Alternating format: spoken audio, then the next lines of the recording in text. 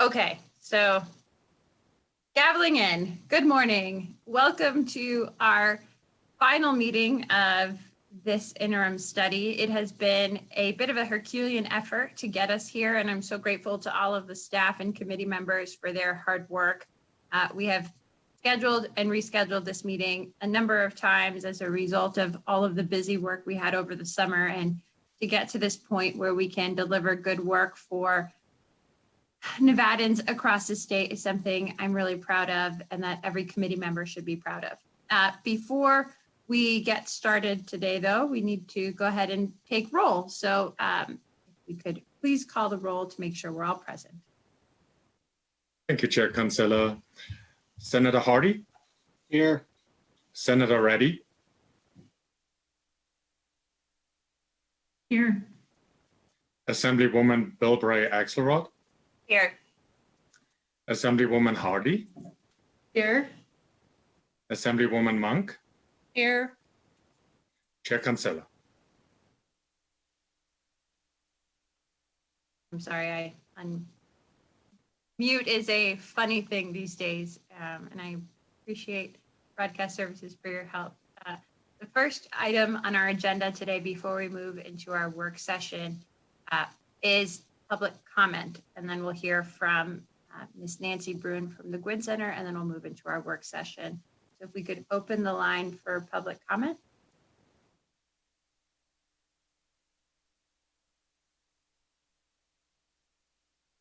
Caller with the last three digits, 484. Please slowly state and spell your name for the record. You have 3 minutes. Please begin.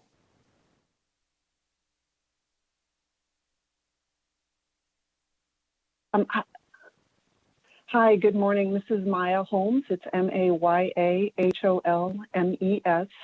I'm the Healthcare Research Manager for the Culinary Health Fund. And I really want to thank Chairwoman Kinsella and the committee members and committee staff for their work to address the high cost of prescription drugs. I'm here on behalf of the Culinary Health Fund.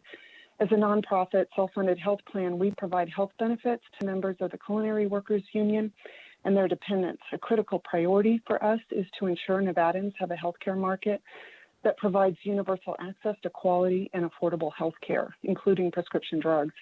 We support the recommendations outlined in the work session document and want to ask the committee to consider a few refinements. These recommendations, if enacted, will increase the state's purchasing power to secure prescription drugs at a reasonable cost, which is essential as a result of COVID-19's financial impact on the state economy and budget. These measures will provide light into the black box of prescription drug pricing by requiring transparency and reporting from all market participants in the drug supply chain. Policymakers will be able to see each participant's role in drug prices and where the cost drivers are occurring. Transparency reporting will focus on prescription drugs that are the top spending drivers. This reporting will ensure policymakers in the state can make data-driven decisions. It will also end the constant finger-pointing of who is to blame for the unrelenting increases in prescription drug prices. These measures will increase pharmacy benefit manager accountability by ensuring PBM practices are transparent and are not driving up costs for plans and their participants. We have a few recommendations we hope the committee will consider. First, regarding the Purchasing Coalition recommendation, we hope a bill could include a pathway for private payers to participate. This type of inclusion will increase the state's purchasing power and allow more Nevadans to benefit from lower drug prices. Such a pathway exists in the Oregon and Washington Consortium and is in an executive order issued by California's governor. Next, regarding the PBMs and passing rebates down to patients, we believe rebates should remain with plans to bring down costs for all plan participants. Earlier this year, the Trump administration withdrew its proposal to only permit rebates in Medicare at the point of sale over concerns it would raise premiums for seniors.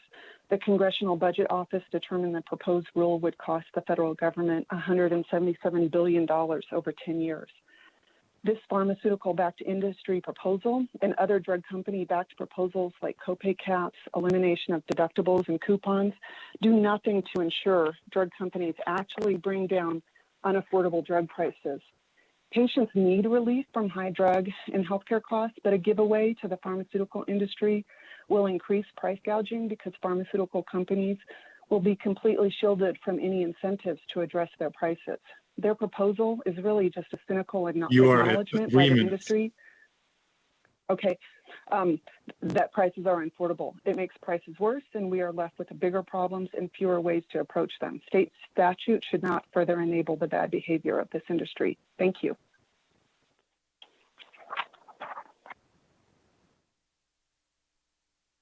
Caller with the last three digits, 191.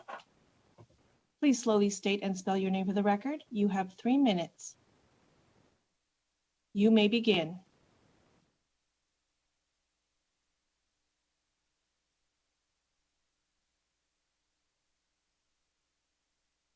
Caller with the last three digits, 191. Please slowly state and spell your name for the record. You have 3 minutes. You may begin.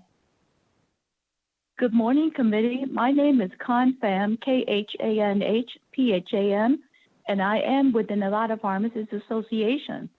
So I have a little comment about licensing pharmaceutical representatives. It would only create more bureaucracy when they are already the most regulated industry while the PBMs are still unregulated.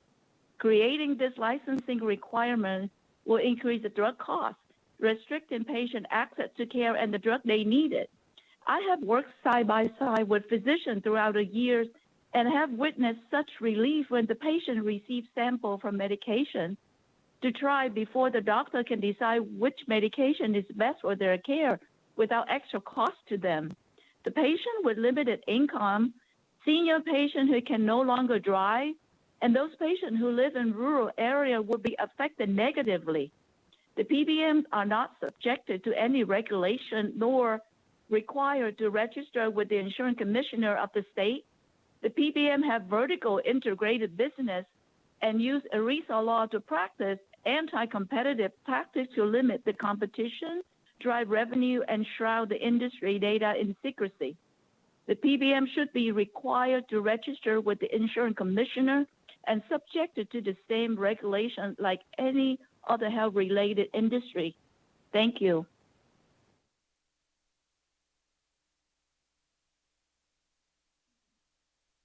Caller with the last three digits, 528. Please slowly state and spell your name for the record. You have 3 minutes. You may begin.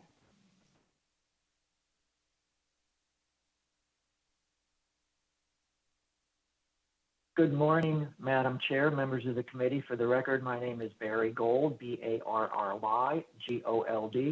I am the Director of Government Relations for AARP Nevada. AARP Nevada thanks the committee and Chairwoman Cancella for their hard work on lowering the cost of prescription drugs. It is something that affects everyone, especially during these difficult times. We need to find a way to lower the cost of prescription drugs. As I've said before, life-saving drugs do not work if you cannot afford to take them. AARP has looked at the recommendations, and I think this is a great start. I think there's a lot of things we can do, but we need to continue the fight against RX greed and lower the cost of prescription drugs for everyone. I will comment on one of the previous callers talking about rebates being sent back to consumers is a very good thought. However, there is a possibility that it could end up costing seniors more money and costing the Medicare program more money, and that has to be looked at very carefully. Other things in the recommendations, the group purchasing, other things like that, are absolutely need to be looked at, but you need to look at any unintended consequences of what we are doing. I think the transparency of pricing that Nevada has already started has been a model that other states have used and benefited from. So I think we are off to a good start. We need to continue doing this. We appreciate what the committee is doing and what will be happening in the legislature and AARP on behalf of our 345,000 members across the state. Look forward to it during the session and before, working with the committee and the legislators and all the stakeholders in lowering the cost of prescription drugs for all Nevada families. Thank you for the time. Caller with the last three digits, 978. Please slowly state and spell your name for the record. You have 3 minutes. You may begin.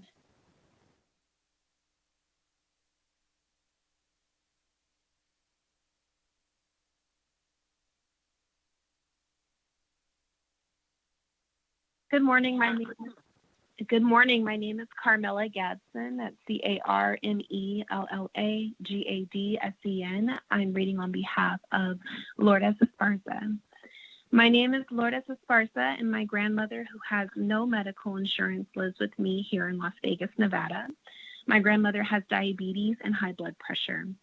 Not having medical insurance to pay for medication is expensive when paying out of pocket, and she needs insulin to survive. And Lantus is the insulin that she needs. It's patented and there are no generics for it. This means that the drug company can charge as much as they want, and they do. We do use GoodRx for discount medications, and yes, there is a discount, but it's not enough when an insulin pen costs us $90 every 20 days. In order to cover a month's supply, we have to purchase 2 insulin pens, and that's $180 a month. In the past, when the insulin cost was double or triple, we simply couldn't afford it. My mother, who takes the same insulin, had to share her insulin with my grandmother, giving herself at times lower dosages so she could have enough to share with my grandmother, putting her life at risk because the medication was too expensive to purchase. And like my grandmother, there are many people in this state who share insulin because they cannot afford to purchase their own. Many others purchase insulin from those who have extra. At one point, we also did that. They risk their lives to survive while the drug companies make massive profits. We pay close to $300 monthly for medications and glucose test strips. I work 2 jobs, and it's stressful knowing that there might be months where we won't be able to afford medications again because our cost of living keeps increasing yearly.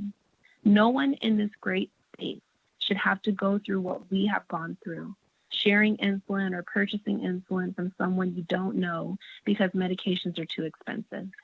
It's time we put people first and profit second. I ask you all today to put the lives of Nevadans first. We do deserve better. Thank you for your time, Lourdes Esparza. Thank you to the committee. Once again, Carmela Gadsden, reading on behalf of Lourdes Esparza. Thank you.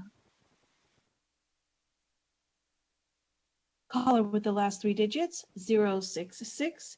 Please slowly state and spell your name for the record. You have 3 minutes and may begin.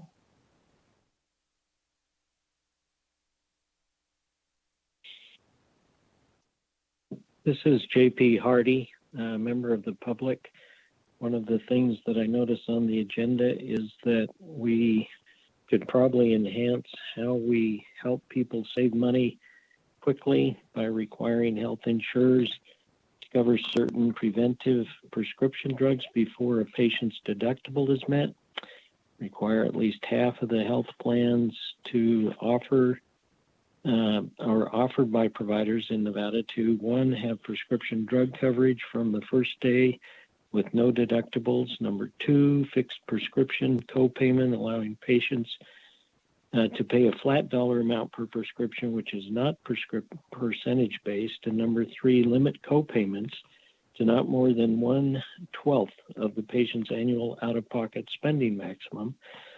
Thirdly, cap consumer copays for any one prescription or specialty drugs to a certain price, for example, a maximum of $150 for 1 month's supply. And finally, prohibit spread pricing, pass rebates down to patients, because that's what we're trying to do. Spread pricing occurs when a health plan provider contacts with a pharmacy benefit manager to manage prescription drug benefits, and the PBM keeps a portion of the amount paid by the health plans for prescription drugs instead of passing the full payments on to patients or the health plan provider. Thank you. Caller with the last 3 digits, 368. Please slowly state and spell your name for the record. You have 3 minutes and may begin.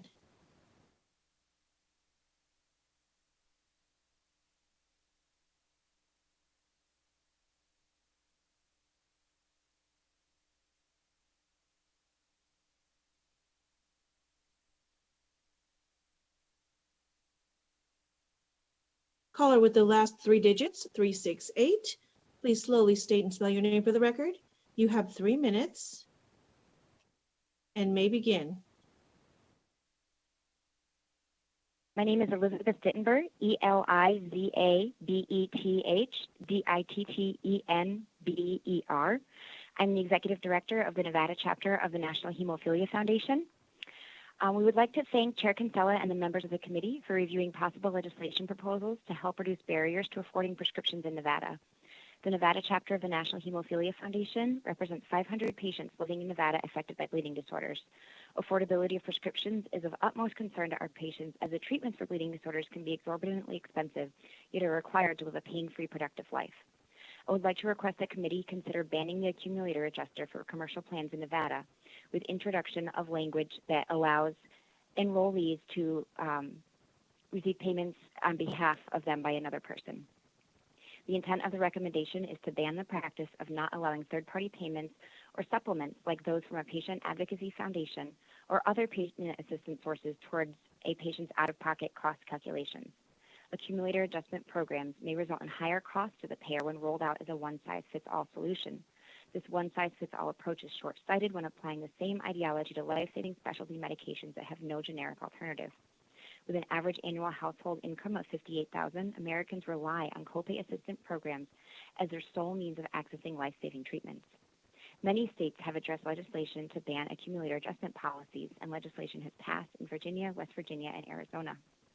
Health insurance plans, pharmacy benefit managers, and employers are all implementing practices that prevent copay assistance that may be available for high-cost specialty medications from counting toward a patient member's deductible or maximum out-of-pocket expenses. Each health plan calls it something slightly different, but is generally known as a copay accumulator adjustment program, and it is a significant concern for the bleeding disorders community in Nevada. Copay accumulator adjustment programs threaten patient access to care and treatment, and many could be forced to walk away from the pharmacy without their needed medications. One of the challenges facing people with bleeding disorders and other complex diseases is how medications to treat these conditions are placed in the highest cost-sharing tier. Biologics and other specialty therapies, generally with no therapeutically equivalent, are often the only option for effectively treating these diseases, making affordability and access to these therapies critical. I am deeply concerned about the accumulator adjuster practice and the risks that they pose to many patients with chronic and rare conditions, and ask you to prevent this practice by Nevada health plans and allow patients to continue to access all resources available to them to meet their out-of-pocket costs. As you contemplate legislation on this topic, I want to provide you the good background on the issue and serve as a resource to you if you have any questions or would like to better understand the devastating impacts this will have to patients if these programs are not prevented in Nevada. Thank you for your time and consideration. Caller with the last three digits, 955. Please slowly state and spell your name for the record. You have 3 minutes. You may begin.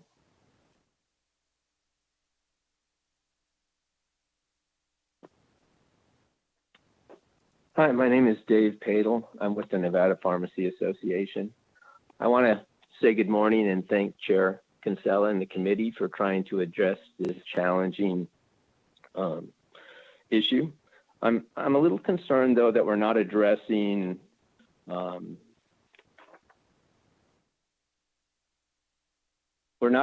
key items to create true transparency. The National Drug Acquisition Cost, NADC, is a real number, unlike wholesale acquisition costs derived from real invoices or real costs and compiled from an independent contractor for CMS. WAC, on the other hand, is commonly calculated from a multiplier using average wholesale price, which is an inflated number created by the manufacturer to increase revenue. Creating regulations using WAC pricing points will create the same system using unknown costs will allow the pharmacy benefit managers to use a shell game. Costs continue increasing, pushing patients into the donut hole, limiting the access to drugs and raising prices for patients and payers. You will also limit access to care, allowing PBMs to eliminate competition because of conflict of interest that they have. PBMs must not only have a fiduciary responsibility to the payer, they must have a fiduciary responsibility to the provider. PBMs cannot continue to reimburse claims below cost to the competition. The larger PBMs are vertically integrated from the drug development to the end user. PBMs have developed maximum allowable MAC price lists and use multiple lists for plans with different pricing and should not be allowed to use these. ERISA has been used to preempt the state laws, but there are over 60 PBMs, and you can contract with one that allows the price based on NADAC or federal upper limit. You must know the cost in order to control the charges. Costs need to be based on a real number and known data. Other states have passed legislation. PBM is challenged in court and it's still pending. PBMs continue to state that they are saving money, but the costs continue to go up and they pay huge fines. You look at Florida Medicaid or Tennessee where Blue Cross and Blue Shield overbilled and they have their own integrated PBM. Patients are being challenged when they go to the pharmacy to pay these huge co-pays to get their monthly insulin, which is a life-sustaining drug. And we need to address these issues. And we cannot do that when all the data is based on fake pricing. Thank you.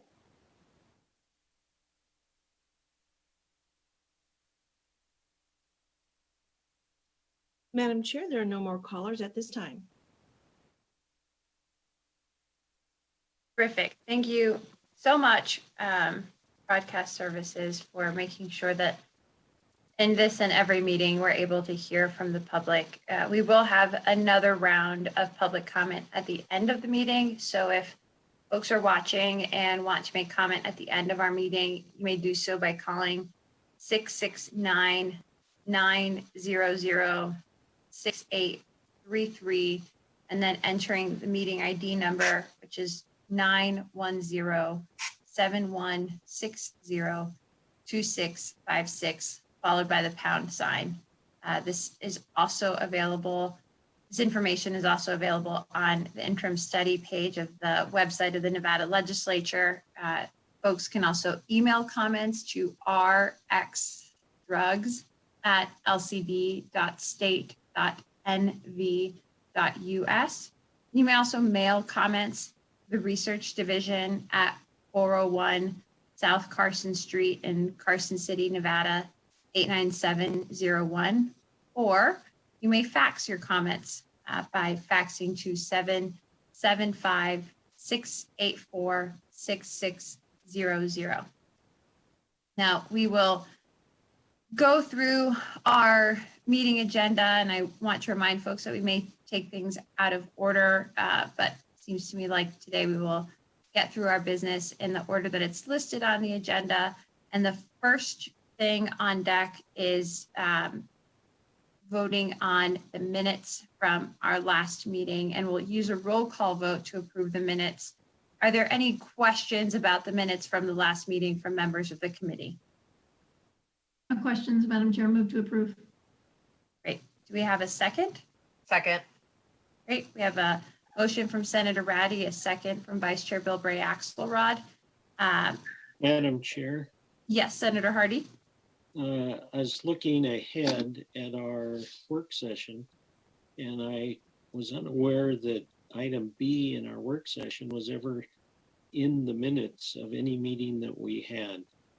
Was this an addition to, or am I approving minutes that I haven't read? It was not an addition to. Mr. Ashton, maybe you could help fill in here on Senator Hardy's question. Thank you, Chair Kinsella. So item B, which is on the work session document, is something that we have not considered in one of the previous meetings. So we will talk about it during the work session in a little bit more detail. I hope this helps, but it was not considered before in any of the meetings we had. Okay. I appreciate that. I'm ready to vote. Okay, thank you, Senator Hardy. And we'll talk about it in the work session, but I thought this was brought up as part of the NCSL presentation that we had in our first meeting as something that's been done in other states and municipalities, but we can certainly get into it there. And I'm happy to go back and revisit the minutes from that meeting to verify whether or not that's the case. Thank you. In any event, we have a motion and a second on the floor. Is there any further discussion on the motion? Okay, seeing none, I believe. Yeah, great. Mr. Ashton, will you please do a roll call vote for the motion? Thank you, Chair Kinsella. Let's start with Senator Hardy, Yes. Senator Reddy, Yes. Assemblywoman Bilbray Axelrod, Yes. Assemblywoman Hardy, Yes. Assemblywoman Monk, Yes. Chair Kinsella. Yes.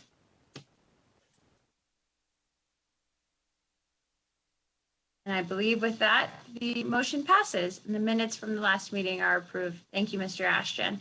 We'll move down the agenda to our next item. We have with us today one of, in my opinion, the most bright and brilliant Nevadans, Miss Nancy Brune, who leads the Kenny Gwynn Center for Policy Priorities.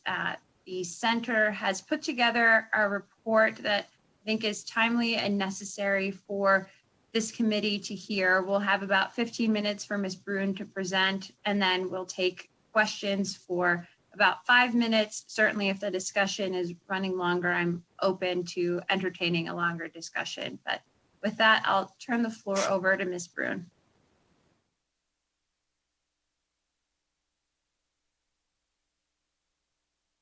Good morning, Chairwoman Kinsella and members of the committee. Dr. Nancy Brune, Gwynn Center for the Record. Thank you for the opportunity to be here before you today and present our report. So just really briefly, last week we released our report, and I will start sharing my screen.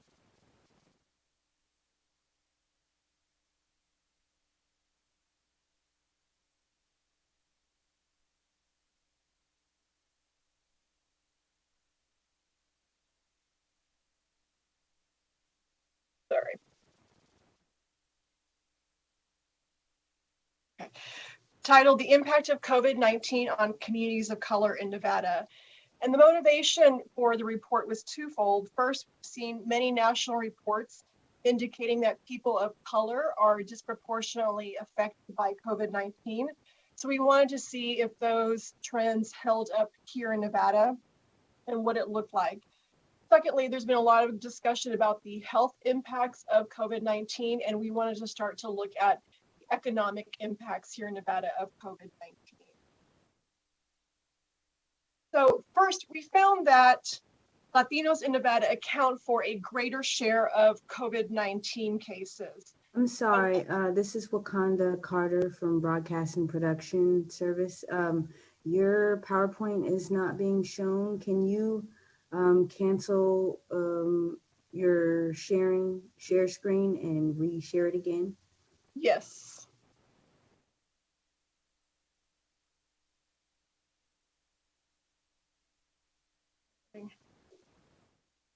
Try this again.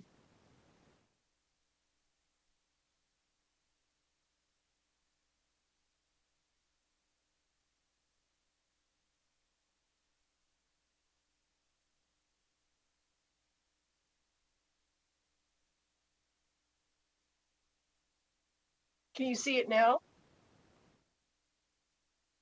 Yes, yes. Perfect. Okay. So we found that Latinos in Nevada account for a greater share of confirmed COVID-19 cases. As of the end of August, when we published the report, there have been about 67,670 cases of COVID in Nevada. And as we see here, the incidence rate of COVID-19 varies across racial and ethnic groups here in Nevada. So whites account for about 50% of our population. However, they only account for about 29% of confirmed COVID-19 cases. Asians account for about 10% of our population and just about 7% of our cases. African Americans represent 9% of the population and account for about 8% of the cases. However, Latinos account or represent 30% of our population and account for 40% of our cases. So again, Latinos in Nevada account for the greatest share of confirmed COVID-19 cases. We also found that African Americans have the highest hospitalization rate, or the highest COVID-19 related hospitalization rate in Clark County. We don't have statewide data, so we only looked at Clark County.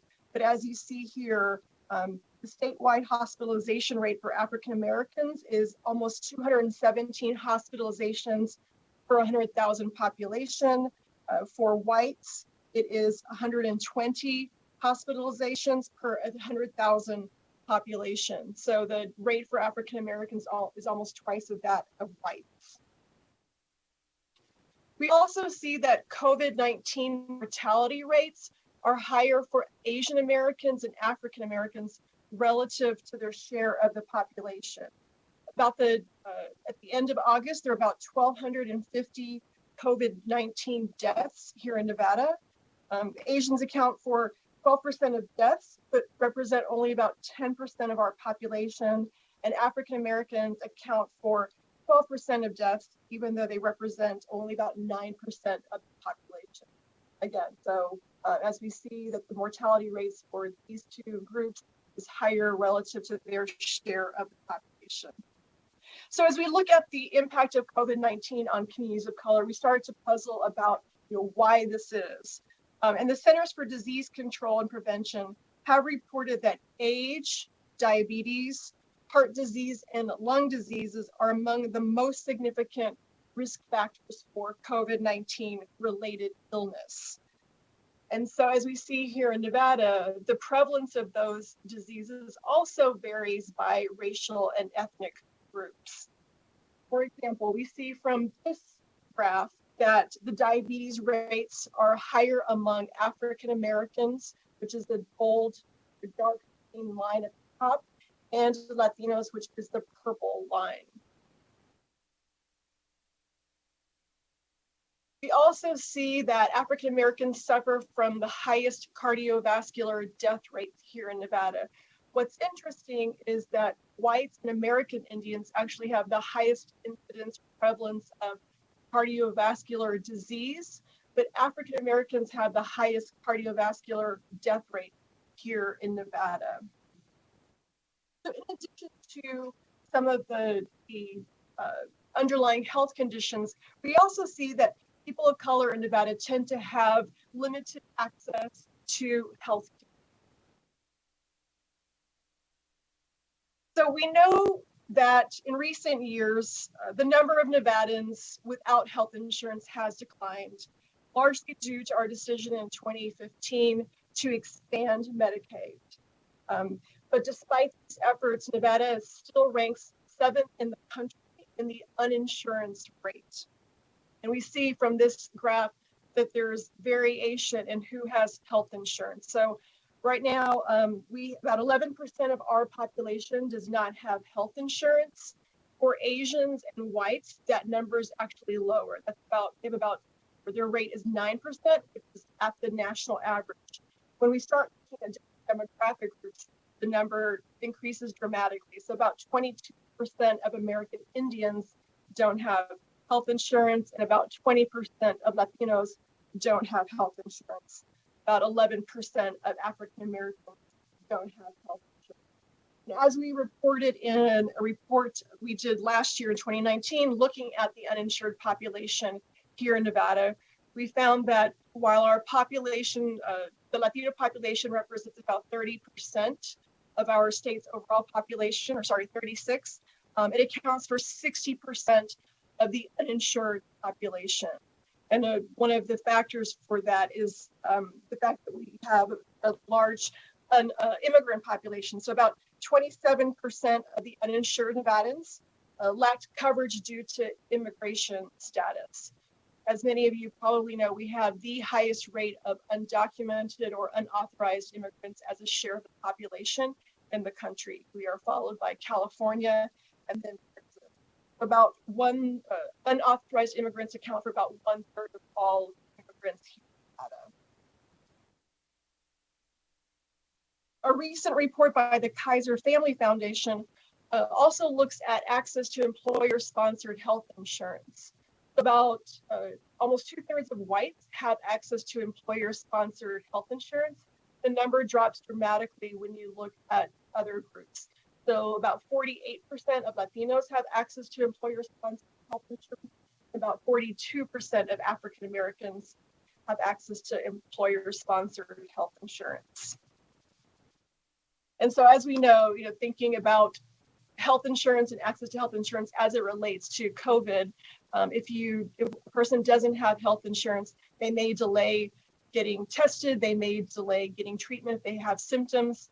And so there is a connection. I'm not going to spend much time going over the economic impacts of COVID-19, but I did want to highlight a couple of things as it relates to the charge of this committee. So in the report, we looked at employment patterns and found that people of color are overrepresented in low-wage sectors. So the white population in this graph is represented in the pink shaded area, and then everything above that represents different racial and ethnic groups in Nevada. So about people of color account for 2/3 of employment in the accommodation and food services sector, a little more than half in administrative support and waste management services, and exactly half in retail. And this is relevant because if you look at unemployment claims as of July, about 46% of all unemployment claims were in these sectors. It is also the case that in these three sectors, average wage is about $20,000 less than the average state wage across all sectors.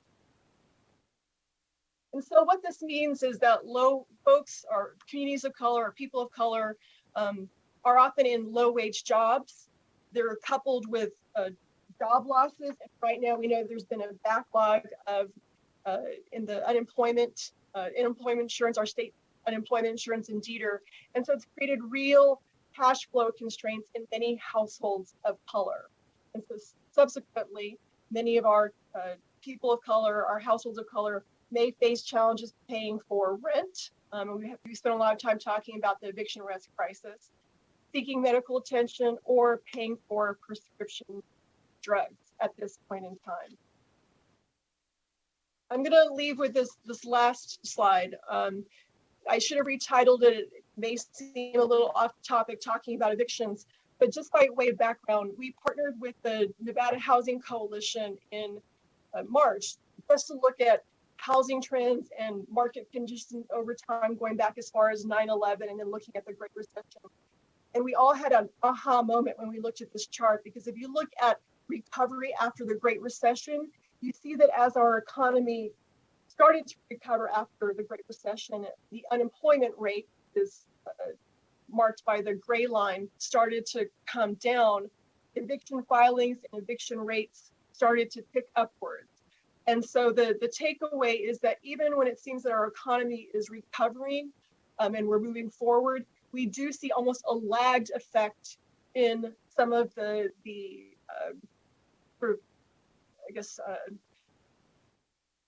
challenges faced by some households in being part of that recovery. And so it's just the takeaway is that our decision makers need to think about both short-term strategies, but also long-term strategies, because this chart shows that recovery, there's a lagged effect with the recovery. We do see, again, that in 2015, the evictions and eviction filings start to come down again, but we just want our decision makers mindful of that. And then finally, just a couple of recommendations. We have about 12 recommendations in the report. I think the one that is relevant for this committee is that we found that many states in the midst of COVID-19 and acknowledging the fact that COVID-19 has disproportionately affected people of color, have launched task forces looking at health equity issues. The good news is that we have an Office of Minority Health Equity here in Nevada. It's staffed, it's functioning, they're very active. So as it relates to the charge of this committee, one of the recommendations would be to share the recommendations that come out of the interim committee with the Office of Minority Health and Equity so that they can review them through the equity lens and maybe add or share their input. So with that, I will conclude my presentation and see if there are any questions. Thank you. Thank you, Ms. Brune. Questions from the committee?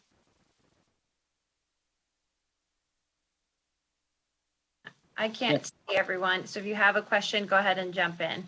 Can I just make a quick comment, Chair? Yes, you may, Vice Chair Bilbray-Axelrod.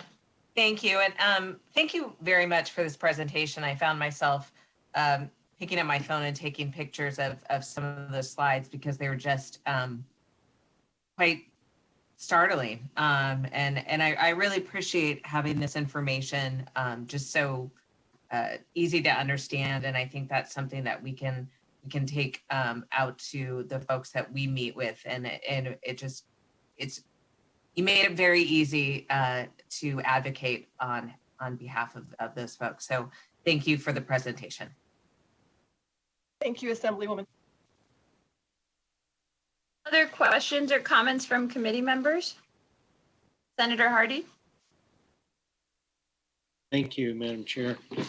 When you talk about the short-term strategies that are needed and the equity lenses we look through, you've had the opportunity to look at the agenda, and I'm curious if you see short-term strategies there that will get to somebody who needs help now, as opposed to down the corporate path that we seem to be looking at, instead of how to get to the person who needs a short-term strategy. Do you have specific short-term strategies that you're looking at, or how do you see the strategies that we put on our work session? I've given you enough rope. Yes, thank you, Senator Hardy. So I think the strategies that I've seen from the work session do seem to be longer term strategies. My sense just from reading through them is that it will require time to implement. I am not a legislator, but just probably 12 to 18 months potentially. I'm not sure. In our report, we do have some short-term strategies which speak to expanding and making available free testing, free treatment, especially for our frontline industry workers, which include folks who work in the grocery stores, building cleaning services. Many of them don't have insurance and don't have access to employer-sponsored insurance. And so those sorts of short-term strategies, I think, will go a long way to helping those folks with the greatest need in our most vulnerable communities. Anything else? Not at this time. Thank you. Thank you. Thank you, Madam Chair. Any other questions from the committee?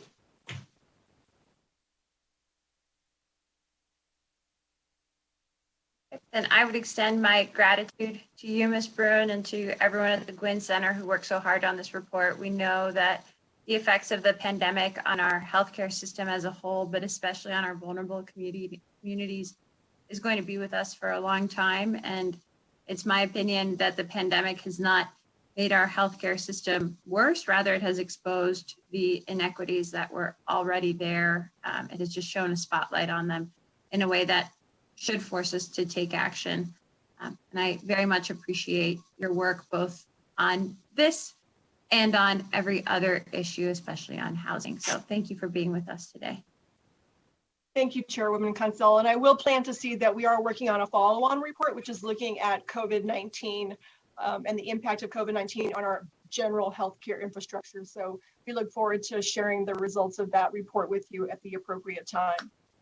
Thank you. Thank you all for your work and service. Terrific. And with that, we will go ahead and move into our work session. Now, there are 4 items that have been agendized. There's a 5th item that will be added to the top of the work session. That is a recommendation that was presented in, I believe, our 3rd meeting, though time is fuzzy in the time of COVID. And so, Mr. Ashton, I will turn it over to you to walk us through all 5 items. Thank you, Chair Cancela. For the record, Patrick Ashton with the Research Division of the Legislative Council Bureau. A brief disclaimer before I start with the work session. As staff of the Legislative Council Bureau, I can neither support nor oppose any proposals that come before the legislature, including those you will discuss today. Before we address specific recommendations for consideration, I will briefly talk about the committee's options for action today. Part of today's meeting package is the work session document under agenda item 5, which you can find on the committee's website. The work session document contains a total of 4 recommendations to request the drafting of BDRs for the upcoming 2021 legislative session. Also, as Chair Kinsella just mentioned, I will inform you verbally about an additional recommendation that was added to the work session today just recently. I will do so before we consider the 4 recommendations in the work session document. As a reminder, the committee may request up to 5 bill draft requests to amend NRS. You may accept, modify, reject, or abstain from taking action on any of the recommendations that I will present to you today. Additionally, the committee may vote to pass resolutions to highlight a certain concern or issue, include statements in the committee's final report, and send letters of recommendation or support. A majority of 4 votes is necessary to pass any measure. As a result of the action taken during today's work session, I will draft a summary of recommendations to be sent to the Legislative Commission and the Legislative Committee on Healthcare. The final report, also referred to as the bulletin, will be drafted by committee staff under the direction of the chair and will describe the activities and actions of this body during the interim. Do you have any questions before we begin the work session? Any questions from the committee? Okay. Go ahead. Okay, with that, I will now walk the committee through the recommendations in the work session document and the additional recommendation. Let's begin with the additional recommendation. So committee members, we have this additional recommendation that you do not find in the work session document as mentioned before. The recommendation is to require that at least half of the health plans offered by providers in Nevada have prescription drug coverage from the first day with no deductibles, fixed prescription copayment, allowing patients to pay a flat dollar amount per prescription, which is not percentage-based, and limit copayments to not more than 1/12 of the patient's annual out-of-pocket spending maximum. And this is a recommendation you may remember. It was proposed by Ms. Asher Lysak from Farmer during the February 28th meeting. Additionally, it was part of the policy proposals that I presented to you during the last meeting on July 1st. You can find it on the committee's meeting page for July 1st under agenda item 8, page 2, item E3, which is part of the cost sharing options. So I turn it back to Chair Kinsella. Thank you, Mr. Ashton. And I know this is new to the work session, but not new to this committee. Questions or comments on this?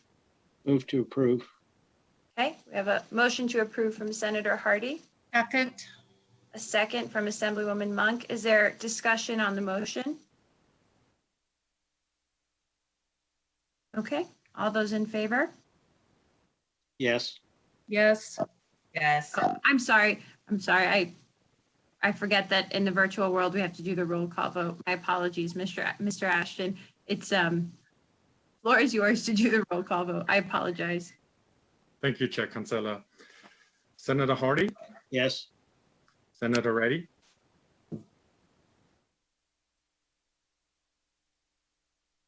Yes. Assemblywoman Bilbray-Axelrod? Yes. Assemblywoman Hardy? Yes. Assemblywoman Monk? Yes. Chair Kinsella? Yes. And so the motion carries. And I want to remind the public and those watching that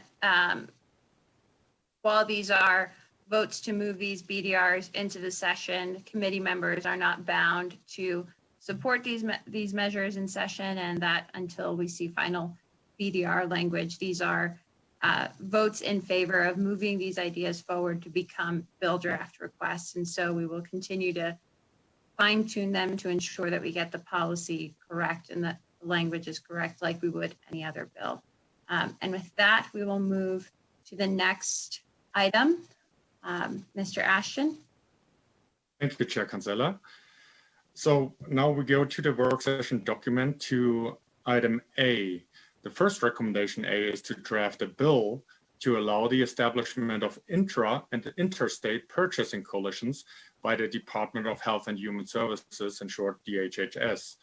The interstate purchasing coalition may consolidate purchasing power from any state agency with a pharmacy benefit program in a purchasing coalition. The state may also form a new or join an existing interstate purchasing coalition. So this recommendation was proposed by Barry Gold, Director of Government Relations of AARP Nevada, and Ms. Bobette Bond, Director of Public Policy, Culinary Health Fund, during testimony at the February 28th meeting. Chair Cancela. Thank you, Mr. Ashton. And we had a presentation from I'm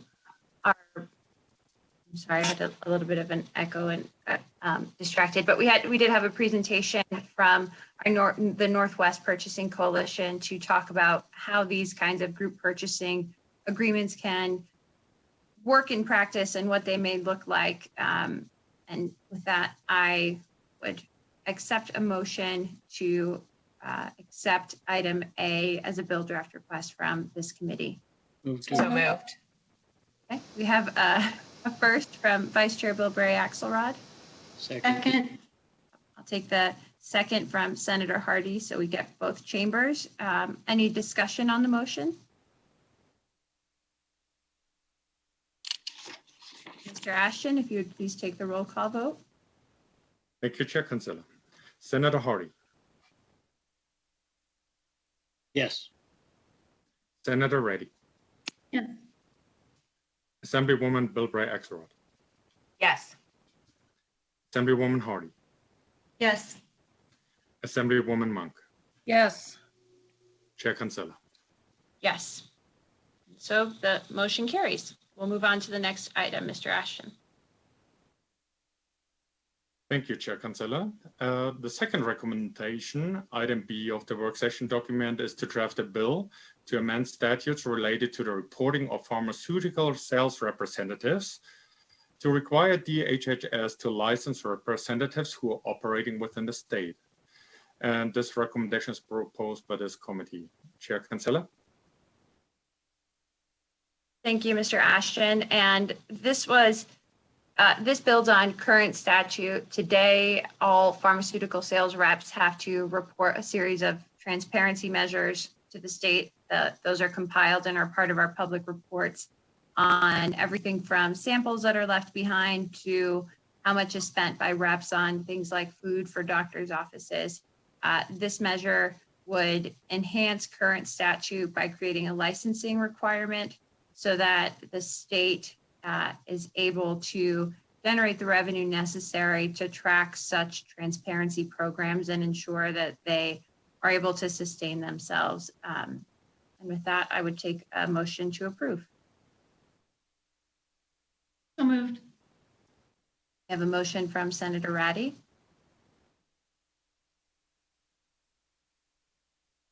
Second.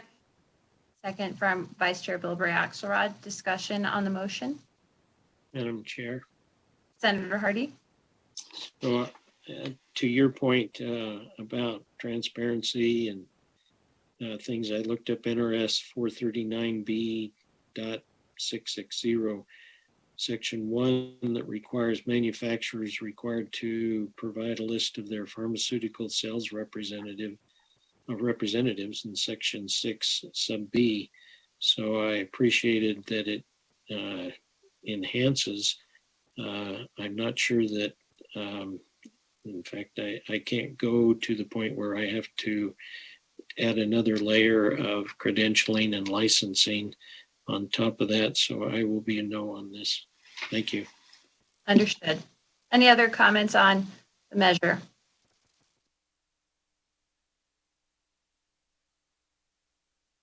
Okay. Madam Chair, sorry, That's okay. Assemblywoman Monk. I appreciate, of course, what the bill is trying to do. I just want to say on the record that I have a lot of questions, and so I will be voting yes on it, but I am not committed to voting to it in this session. I appreciate you, understanding, and I just wanted to have that on the record. Thank you, Assemblywoman. Any other comments on the motion?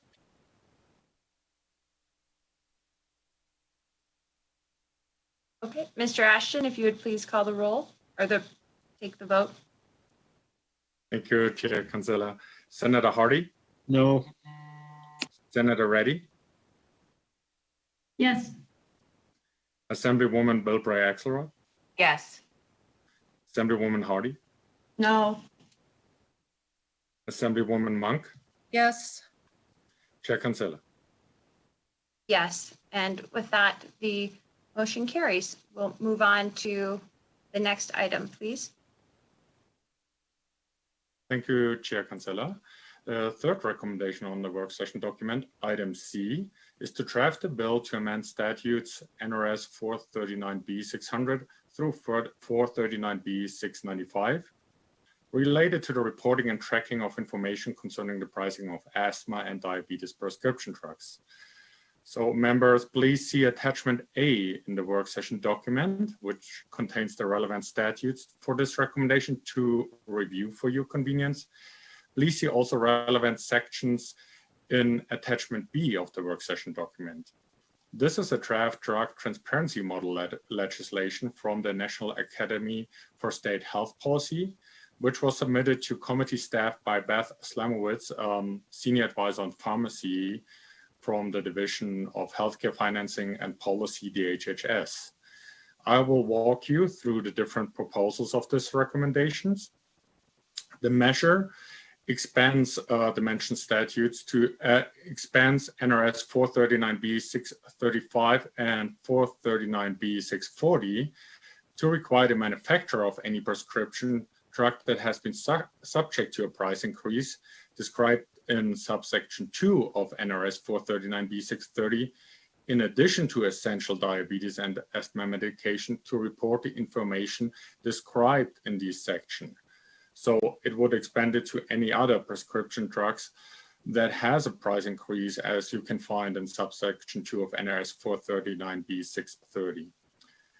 The measure number 2 requires wholesale drug distributors and insurers who cover prescription drugs to report the information described in section 4, that's pages 12 through 15, and section 5, pages 15 and 16 of the model legislation that you find in attachment B.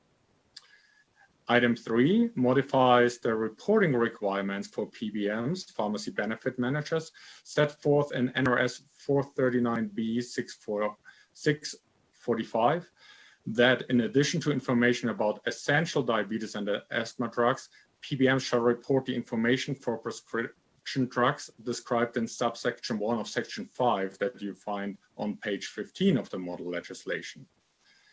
Under item 4, the measure adds section 6 on page 16 and section 7 on pages 16 and 17 of the model legislation, which require the reporting entities to register with DHHS and to be subject to annual assessments by DHHS. Number 5, the measure modifies existing penalties set forth in NRS 439B 695 for failure to provide information to match the penalties provided in section 8 of the model legislation that you find it on page 17. Item 6 requires DHHS to make a report available on its website on emerging trends in prescription drug prices and conduct an annual public hearing based on the report finding as provided in subsection 1 of section 9, pages 17 and 18 of the model legislation. And finally, item 7 keeps all existing definitions in statutes. However, when adding new definitions, that this measure would require the use, or to the extent possible, of existing definitions in federal law. And if this is not available, then to use the definitions provided in the model legislation. So this recommendation was proposed by Mr. Barry Gold from AARP and Ms. Bond from the Culinary Health Fund. Chair Kinsella. Thank you, Mr. Ashton. We spent some time thinking, or rather legal through Mr. Robbins helped ask some pretty pointed questions that led us to the BDR that is before the committee. It takes the model language from the from NASHP, the National Association of State Health Policy, and crafts it so that it does not interfere with the work that our state has already done on drug transparency. In other words, there's nothing new for diabetes drug manufacturers or asthma drug manufacturers. Rather, it adds in a broader category of prescription drugs that would be subject to those transparency requirements if they exceed a certain cost increase. And it's important that the model legislation was tailored to Nevada statute. So that's the bill draft that's before the committee. Madam Chair. Senator Hardy. I think it's so all encompassing. I have right off the bat, I have a challenge with the first proposal of any and every drug being roped into this. So I reserve the right to vote yes on the ultimate bill, but at this point, I can't support the whole concept in toto. So I will be voting no. And Senator Hardy, I want to make sure it's clear on the record because it's any and every drug as a starting point, but only if it exceeds a certain cost increase. And perhaps Mr. Robbins or Mr. Ashton could clarify that to make sure I'm describing it correctly. As I looked at it, it involved if it's anything more than the cost of living or price index. I may be mistaken. I think it's medical CPI is the marker we're using. Understood. Just I think if we could have Mr. Robbins or Mr. Ashton make sure that it's clear on the record.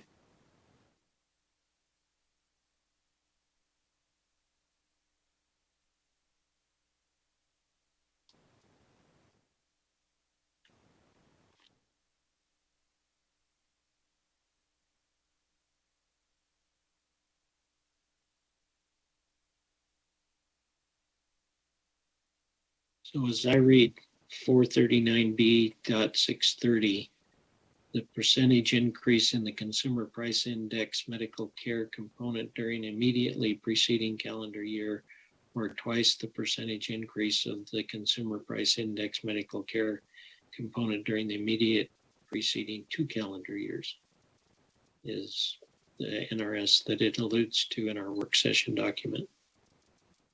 That's right, correct. And so it would be any and all drugs that meet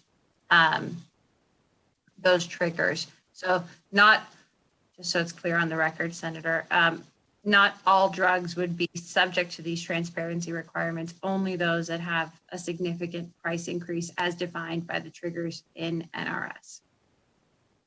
Which, as I understand it, is all drugs who meet those criteria. Correct. Not trying to change your mind, just want to make sure it's clear and appreciate you engaging in that discussion with me. Thank you. Any other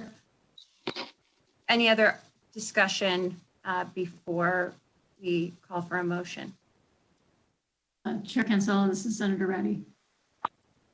I appreciate the clarification. I'm maybe not as disciplined as Senator Hardy is always going to the statute to read it, so I appreciate that clarification.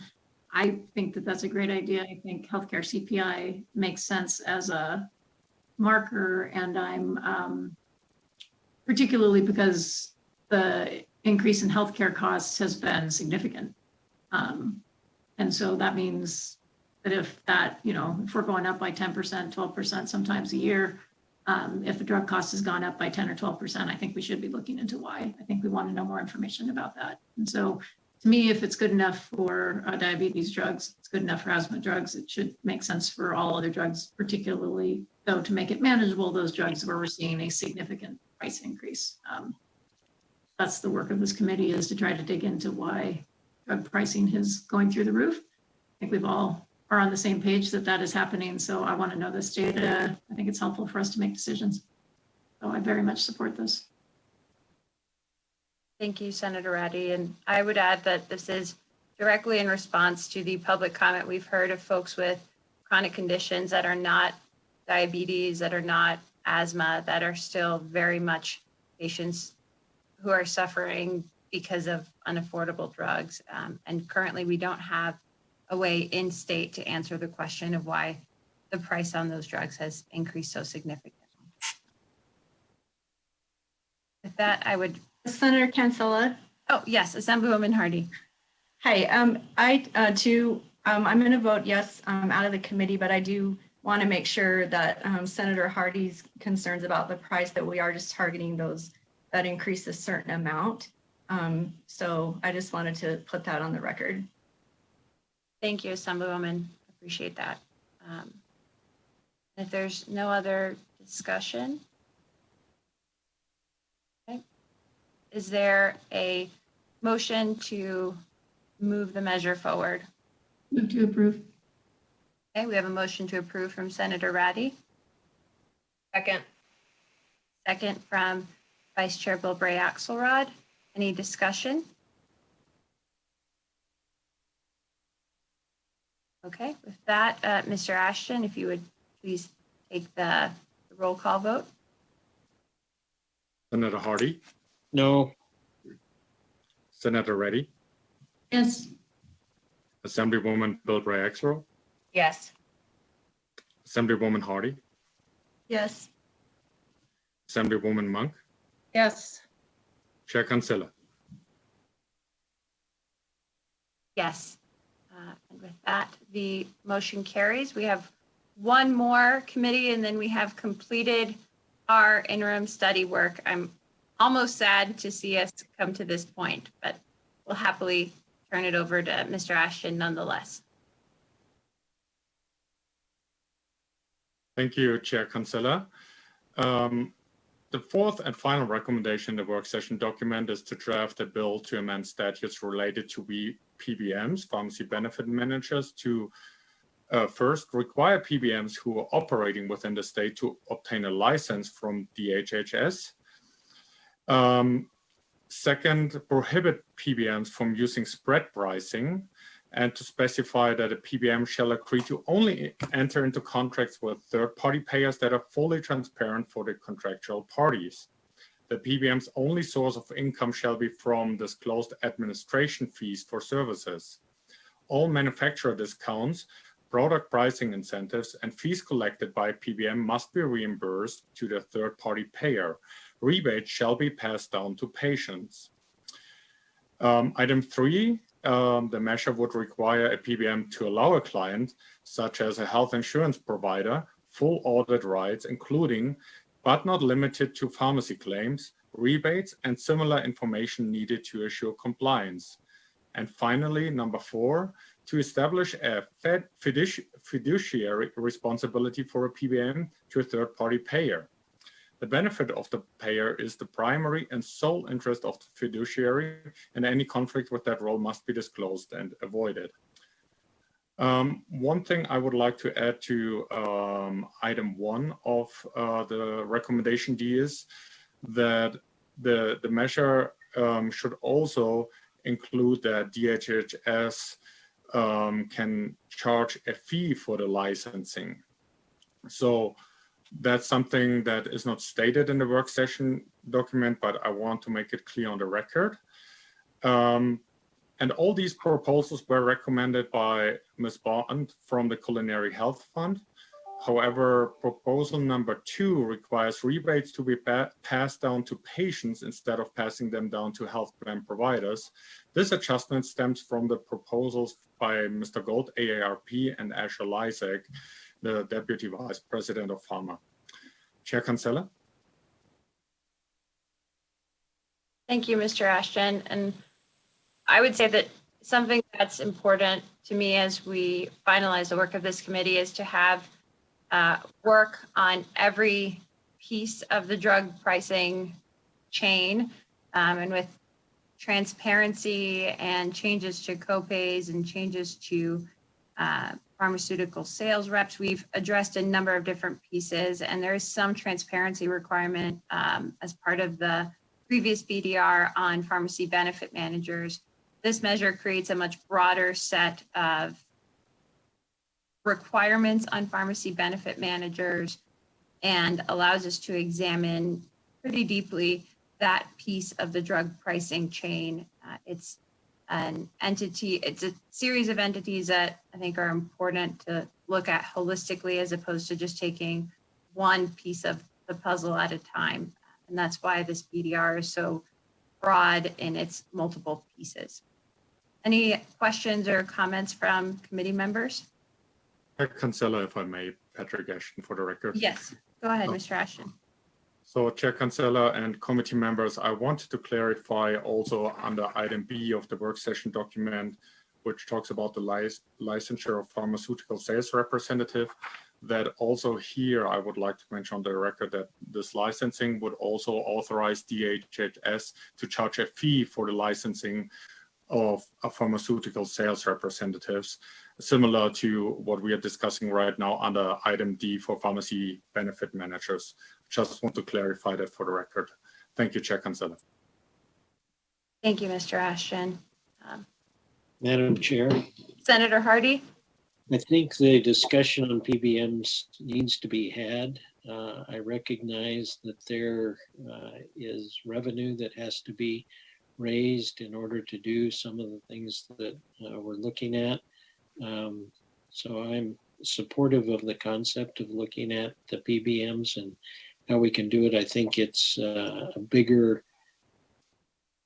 a bigger lift than we can do, obviously, in this setting. I will be supportive of the measure, reserving every which way right as we look at the many intricacies of this bill going forward in the session to vote however I feel like at that time. Thank you. Thank you, Senator. Other comments, questions? Senator Cancela. Yeah, Assemblywoman Hardy. Thank you. I will just ditto Senator Hardy's comments. I agree. There's so many levels in trying to address drug pricing, and we need to take a deeper dive into each of these. And so, I'll vote yes out of committee, but also reserve my right as we get farther into how this and other BDRs are going to be developed. Thank you. Understood. And I would encourage all members, we received some pretty extensive public comment from PCMA, which is the Pharmacy Benefit Manager Association, on many of the issues that are within this bill draft request. And I would make sure the public knows that those will be taken into consideration as we enter the drafting phases, and would encourage the public and members to make sure that they also are familiar with those as we prepare to look at language. With that, if there is a motion to approve, I would accept it now. Move to approve. A motion from Senator Reddy. Second. A second from Vice Chair Bilbray Axelrod. Any discussion on the motion? Okay, with that, Mr. Ashton, if you could please call the roll. Thank you, Chair Cancela. Senator Hardy. Yes. Senator Reddy. Yes. Assemblywoman Bilbray Axelrod. Yes. Assemblywoman Hardy. Yes. Assemblywoman Monk. Yes. Chair Cancela. Oh, I'm sorry. Yes.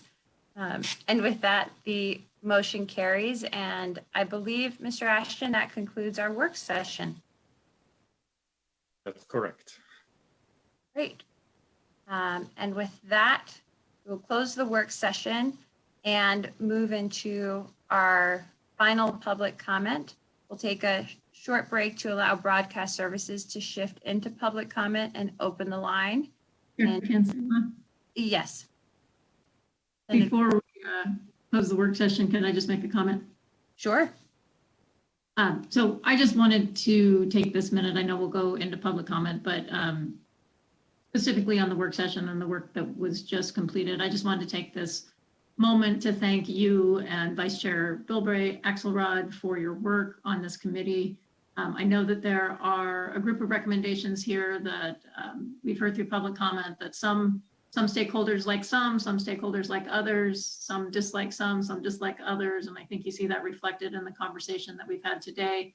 But I think that you and staff have done a lot of work to keep the patient in mind and to make sure that we go into the next legislative session with a wide variety of proposals that do look across all of the different players within the process of setting pricing for pharmaceutical drugs. And that allows us to have a really good, robust, meaningful conversation going into the next legislative session. So I just wanted to thank you and the Vice Chair, specifically Mr. Our LCB staff, research and legal, just to Patrick and Eric, just to make sure that we recognize that it was a bit of a disjointed interim with COVID and special sessions getting in the way, but that the work product that's coming out provides a lot of good meat for us to chew on, and I think it's good work. So thank you to everyone who put time and energy into this. Thank you, Senator. That's very kind. Any other Senator Hardy? Thank you, Madam Chair. I appreciate everyone who has come through this COVID-19 era, which obviously isn't over, but how we were able to have so many people give testimony.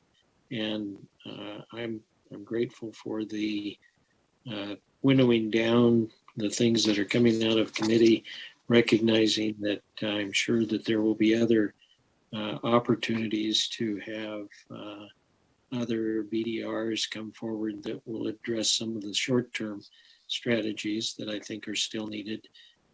So I appreciate the ability that the committee had to come with some kinds of consensuses and some that will be further vetted.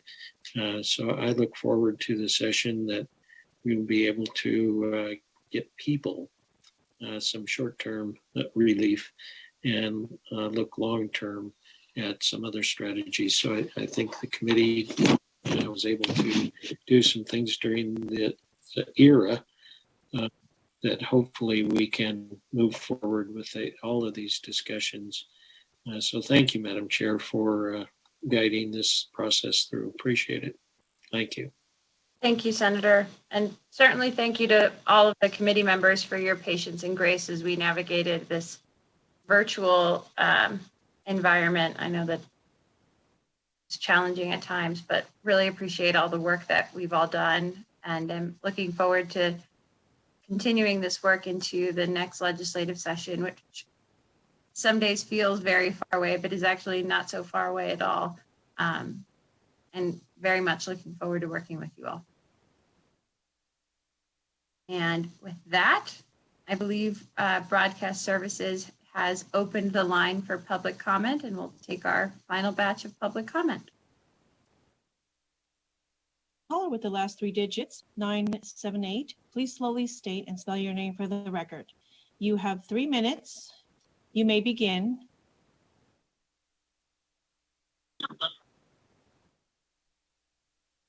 Good morning. My name is Carmela Gadsden. I'm reading on behalf of Rose Turner. That's RoseTurner. Hello, I am a recent non-Hodgkin's lymphoma cancer survivor. I knew the battle of healthcare from dealing with my mom and her battle with cancer. But once I was diagnosed, I discovered the many challenges for myself. I had 6 rounds of chemotherapy in the hospital for a week. That resulted in a chemo prescription bill and a hospital stay bill. Chemo comes with side effects that require treatment with costly prescription drugs. Recently, I went to go get an iron infusion that made me go into anaphylactic shock.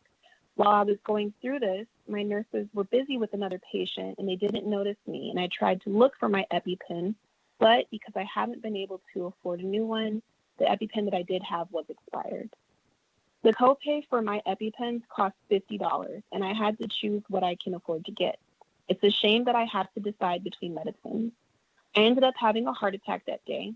The nurse was distracted and my hands were so swollen.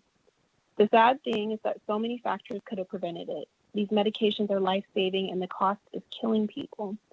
I haven't let my body fully recover, but I need to pay for health care. So I had to go back to work early, and now because I have no energy, I have to get more medications to help me just so I can stay active enough to work. It's a never-ending cycle. Please do something to lower the cost of prescription drugs. Thank you once again, Carmela Gadsden, reading on behalf of Rose Turner. Caller with the last 3 digits, 530. Please slowly state and spell your name for the record. You have 3 minutes. You may begin.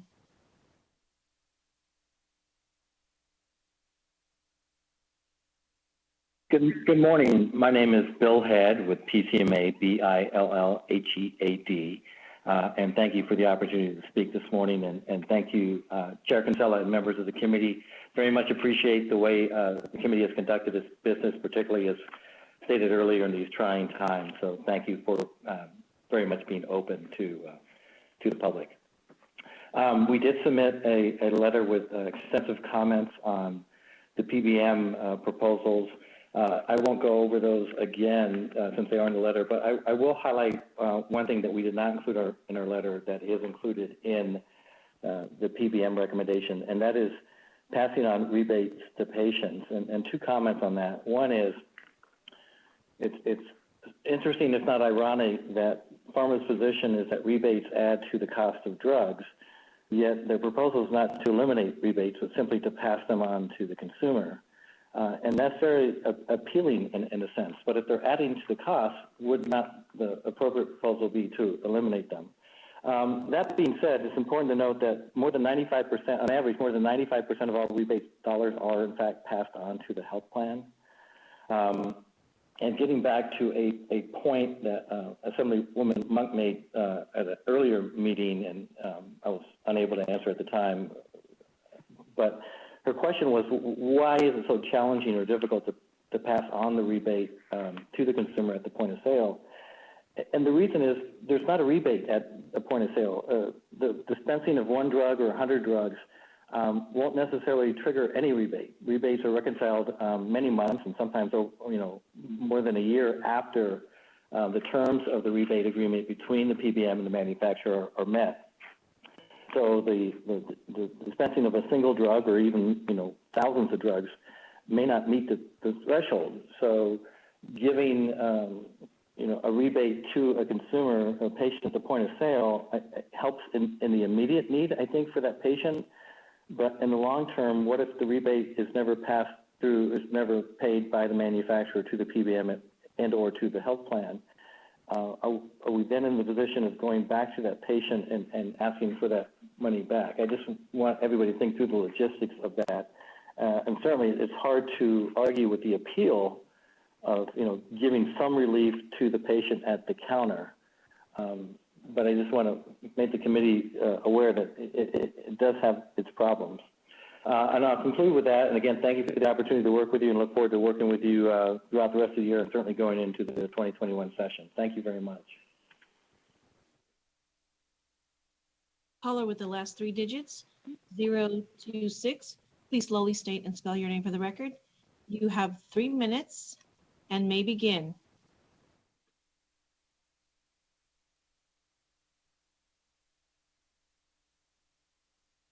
Rocky Finsath with Carrera, Nevada, today here on behalf of Pharma. Chair Cancella, Vice Chair Bilberry Axelrod, members of the committee, Pharma wants to thank you for your diligent work throughout this process. We appreciate it. The charge of the committee was from the outset to examine the opportunities and options for lowering the cost of prescription drugs and to make drugs affordable for all Nevadans. We think that you have worked diligently to meet that charge. With that in mind, Pharma worked with this committee to provide you with recommendations to meet that charge and provide you with suggestions that would provide the immediate relief that all Nevadans are looking for. We remain committed to working with lawmakers to bring policies that help provide relief to the patients. Thank you for the opportunity.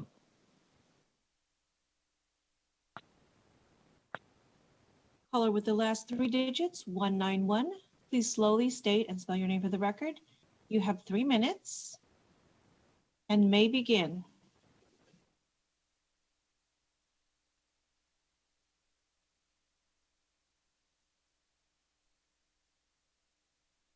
Caller with the last three digits, 191. Please slowly state and spell your name for the record. You have 3 minutes and may begin.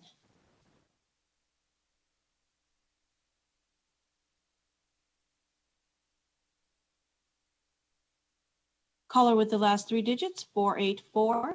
Please slowly state and spell your name for the record. You have 3 minutes and may begin.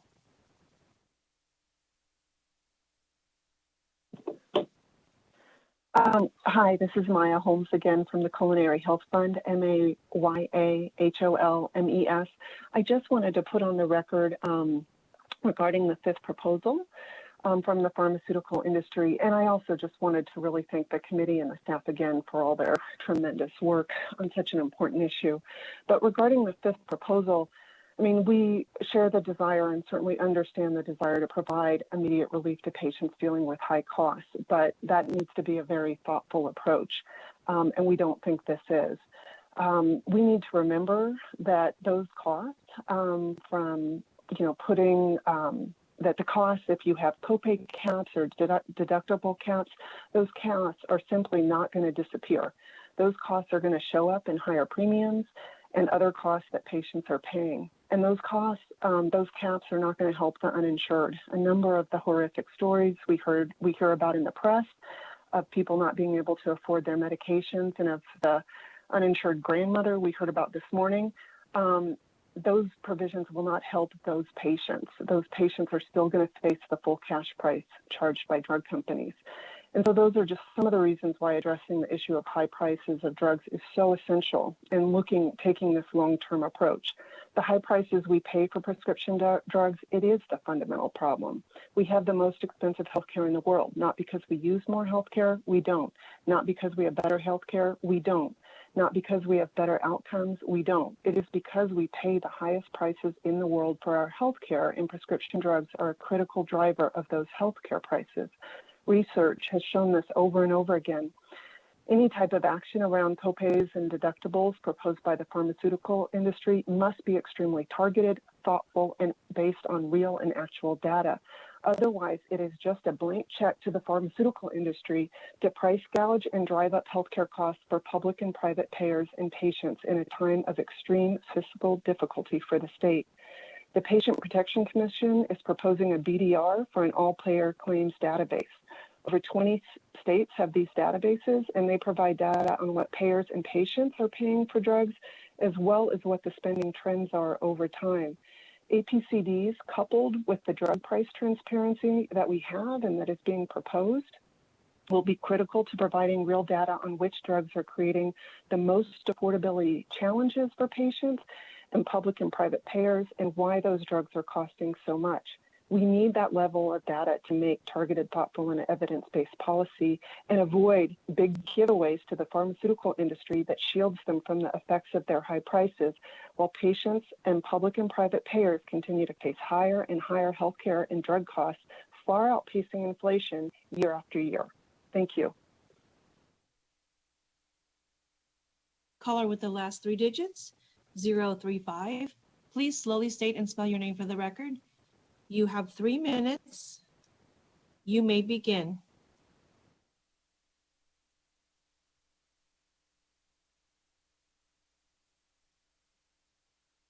Caller with the last three digits, 035. You may begin.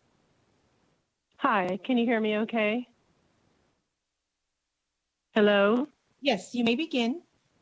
Okay, thank you. Hi, my name is Davine Kaplan, DAVENE from Reno, Nevada. So today I would just like to share my experience with the transition from my former employee's health insurance to Medicare. I recently turned 65 and became eligible for Medicare. So in addition to the general confusion and hours that it took for me to research my options, I found that Medicare was not going to cover 2 of my current medications for a chronic illness I've had for over 20 years. The cost for both medications is over $900 a month. My former insurance covered these drugs for $45 for each. While one of the drugs was not on the Part D formulary, the other one was, but they refused to cover it because it was not considered to be on label for its intended use, even though my former insurance had been covering it for over 20 years for the exact same diagnosis. After my doctor and I tried to appeal the coverage, I was denied 3 times. As a retiree, the additional burden of the cost plus the stress of not knowing exactly how and if my medications will be covered from year to year, and the cost, it's extremely frustrating. I'm aware of the law that was passed by the Bush administration, which prohibited Medicare from negotiating drug prices, but I'm appalled at the price gouging and denial of coverage for drugs that I've needed to help me maintain a quality of life. The law simply needs to change. My former employee was the city of Reno, and if they were able to negotiate prices with their insurance providers at affordable costs, I see no reason why our government can't do the same. Thank you for listening. Caller with the last 3 digits, 433. Please slowly state and spell your name for the record. You have 3 minutes. You may begin.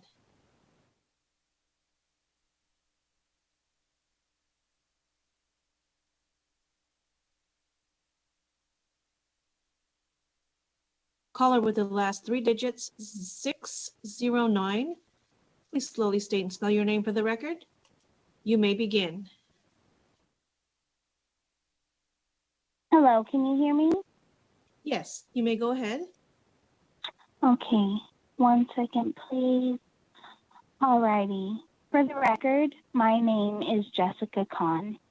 At only 30 years old, my health requires a multitude of medications. It's about $130 a month. Good RX, in quotes, has been my only savior. Even though the amount I pay might not seem like a lot to most, I lost my job when the pandemic hit and find myself taking loans from family and friends just to afford basic necessities, including my medication. I also rely on access to health care, which is simply a discount service. How am I supposed to get health when medications are so overpriced that it is almost stressful to figure out how to pay for them than not taking them? As a 30-year-old, this is unacceptable. Something needs to be done to keep our community and state safe and eligible for medicine that keeps them alive. I am currently looking for employment and hoping that I will find something that provides insurance so I can continue affording the medications I need. Due to needing my medications, it is hard to afford other basic necessities. I am tired of medications being so overpriced that it is a financial strain to take them when you need them. If you need medication, you should be able to afford it. I know I am not the only person in this situation. I have seen older clients of mine in my last job who could barely afford their medication. This leads to people rationing medications and not taking them properly. We cannot continue to allow the pharmaceutical industry to price gouge and make obscene amounts of money off of the people who are sick. We need help. Done.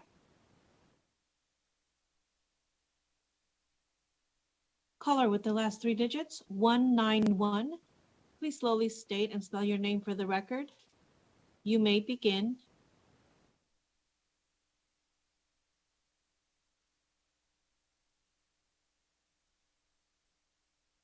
Caller with the last three digits, 191. You may begin.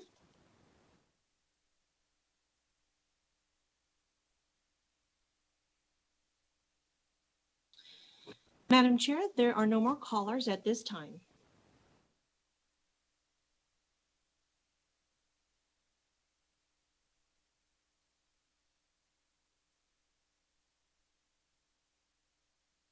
You're on mute. Thank I you, apologize, Madam. Madam Chair. Thank you. There are no more callers at this time. Thank you. It would not be a Zoom meeting if there weren't someone who messed up the mute. Happy to take the charge this morning. With that, we will close this meeting with a final word of gratitude to all of our broadcast services staff, all of the staff that has supported the work of this committee, and with a special ounce of gratitude on my behalf for Mr. Patrick Ashton, who has done a phenomenal job at being the bumpers on this bowling lane and really keeping us on track and making sure that we get our work done. So thank you, committee members, thank you, staff, and thank you to everyone who has participated in this work. Have a wonderful rest of your week. Thank you, Chair. Bye, everyone. Bye. We are adjourned. Bye. Bye.